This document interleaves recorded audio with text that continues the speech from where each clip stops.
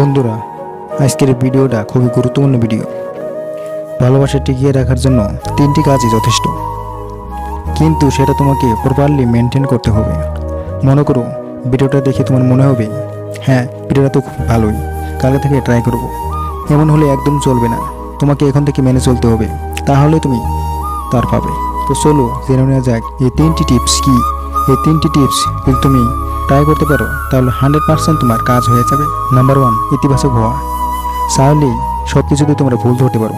কী লাভ বলো তো ভুল ধরে? তুমি তো আর তাকে ছেড়ে যাবে না।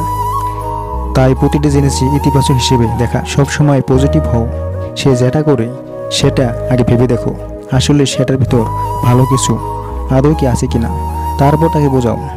তো একটা কথাই বলবো, সব সময় পজিটিভ থাকো, দেখবে তোমাদের সম্পর্কটা আরও স্ট্রং হবে।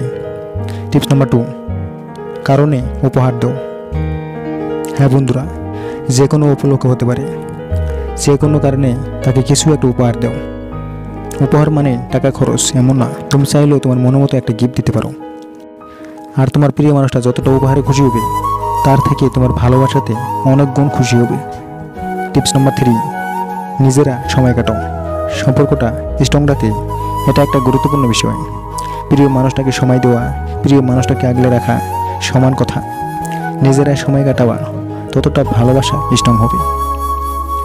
তারপরেও কাজের ব্যস্ততা দেখা যায়, তারপরেও যতটা সম্ভব তাকে সময় দাও, সেও তোমার উপর একটা বিশ্বাস করতে পারবে।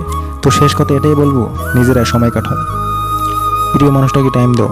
বন্ধুরা, ভিডিওটা বুঝতে বা কনফিউজ লাগলে আবার দেখতে পারো। তো তুমি যদি এই 3টি পয়েন্ট মেনে চলতে পারো তো ভালোবাসা সারা জীবন টিকিয়ে তুমি রাখতে পারবে। 100% গ্যারান্টি দিলাম, ভালোবাসা টিকিয়ে রাখতে পারবে। তো ভিডিওটা এখানেই শেষ করছি।